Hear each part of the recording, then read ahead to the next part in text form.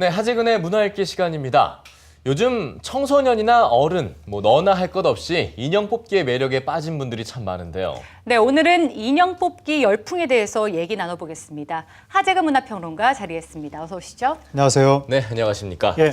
말씀드린 대로 요즘 대세입니다. 말 그대로 인형 뽑기. 예. 그런데 이게 청소년들만 그렇게 즐기는 게 아니라 어른들도 소소한 취미로 많이 즐긴다고 하는데 예. 일단 그 규모부터 한번 좀 살펴볼까요? 예, 요즘에 그 인형 뽑기가 한 10 몇 년 전에도 유행한 적이 있었는데 예. 그때는 인형 뽑기 기계가 동네 어귀에 한두 개 정도 놓여 있는 그런 수준이었는데 예. 요즘은 그런 수준이 아니라 아예 업소 전체에 다른 건 하나도 없고 오로지 인형 뽑기 기계만 쫙 놓여져 있는 이른바 인형 뽑기 방 이런 것들이 지금 우후죽순처럼 생기고 있는 상황인데 예. 작년 이맘때 2010년 16년 1월 달에 21곳이었다가 네. 8월 달에 147곳으로 늘어나더니 올 1월 달에는 1164곳.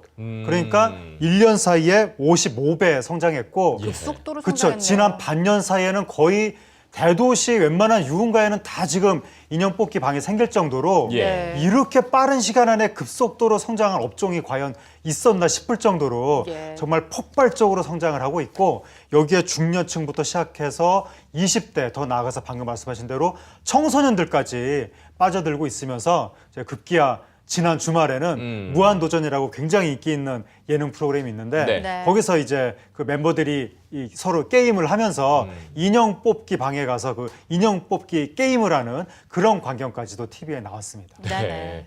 아니 인기가 굉장히 높고 이렇게 다 같이 즐기고 하는 건 참 좋은데 또 역기능이 좀 있습니다. 이게 네. 부작용이 범죄들이 함께 나타난다는 네. 점인데 어떤 범죄가 일어났었나요? 이게 지금 인형을 뽑으려고 하는데 잘 안 뽑히는 거죠. 예. 그러니까 사람들이 화가 나고 인형은 뽑고 싶고 그러다 보니까 작년 10월 달에 20대 여성이 인형 뽑기 기계 안으로 들어가서 저 인형을 꺼내려고 하다가 그 기계 안으로요? 예, 그 여성하고 옆에서 망을 봐준 친구하고 지금 저 모습이네요. 예, 저 나오고 모습인 것 같습니다. 있군요. 예, 네. 안에 들어갔는데 나오질 못했던 겁니다. 네. 그래가지고 둘이서 지금 특수절도 혐의로 입건이 됐고 아하. 올 2월 달에는 청소년 일당 5명이 예. 4명은 저 기계를 삥 둘러서서 이렇게 망을 보고 한 명은 기계 안에 들어가는 수법으로 일종의 가려준 거군요. 예, 인형을 훔치려고 했는데 네. 똑같은 방식으로 동시에 서로 다른 지방도시 2군데에서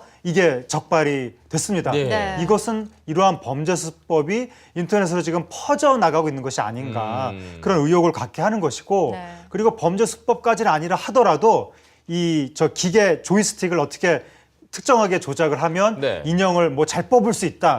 이런 식으로 그 조작법이 또 인터넷으로 퍼져나가면서 올 1월 달에는 이른바 대정 인형 뽑기방 습격 사건이라고 해가지고 남성 2명이 1시간인가 2시간 동안 인형을 200여 개를 뽑았다고 해서 특정한 방법을 사용해서 네. 그게 굉장히 화제가 됐었고 그 다음에 또 화제가 된 것이 그 인형 뽑기방 주인 그 사장님이 네. 우리 인형 뽑기방에서는 이렇게 단시간 안에 수백 개를 뽑아갈 수가 없다. 왜냐하면 우리 인형 뽑기방 기계는 인형을 뽑을 확률이 한 30분의 1 정도밖에 안 된다라고 이야기를 한 겁니다. 네. 그러니까 사람들이 그렇다면 이거 인형 뽑기 기계 확률 조작한 거 아니냐. 확률 조작은 위법인데. 그렇죠. 어떻게 확률을 그러니까 알고 있겠습니까? 사장님이 네. 자기가 위법 의혹을 스스로 사는 것도 모르고 아무 생각 없이 그런 말을 할 정도로 인형 뽑기방 업계가 굉장히 혼탁하게 양적으로 굉장히 팽창하면서 뭔가 정리가 안 되는 가운데 10대, 20대가 마구잡이로 지금 빠져들고 있는 것이 아닌가 네. 우려가 되는 상황입니다. 맞습니다. 이 적은 돈으로 가볍게 즐길 수 있다는 점 때문에 좀 쉽게 접근들을 하는 것 같은데요. 그렇다고 해도 열풍으로까지 이어진다는 건 어떤 사회 문화적인 요인이 분명히 존재할 것 같아요. 요즘에 혼족이 굉장히 많아졌죠. 예. 나홀로 노는 사람들. 인형 뽑기가 혼자서 가볍게 놀기에는 조금 적당한 그런 측면이 있는 거고 그다음에 한 번 하는데 500원, 1,000원 이 정도 가격이 저렴하고 진입장벽이 낮으니까 저렴하게 뭔가 짜릿하게 인형을 뽑을 때 그 순간에 어떤 짜릿한 쾌감이 있거든요. 네. 이거 어느 업소에서는 나라를 위한 기쁨이라고 홍보를 하기도 하는데 예. 그 짜릿한 손맛을 저렴하게 할 수 있으니까 불황의 어떤 가벼운 주머니 상황일 때 적당히 할 수 있는 놀이라는 거죠. 네. 그래서 이게 불황형 놀이라고 하는 건데 일본에서도 90년대에 그 버블 경제가 붕괴되면서 불황이 닥쳤을 때 인형 뽑기방 같은 이런 업소가 화랑이 됐던 네. 그런 적이 있었고, 그다음에 요즘에 사람들이 굉장히 사회적으로 무력감에 빠졌는데 인형을 뽑아내는 순간 뭔가 그 작은 성취감 이런 걸 느끼기 때문에 네. 그런 것도 사람들한테 작은 위로를 준다.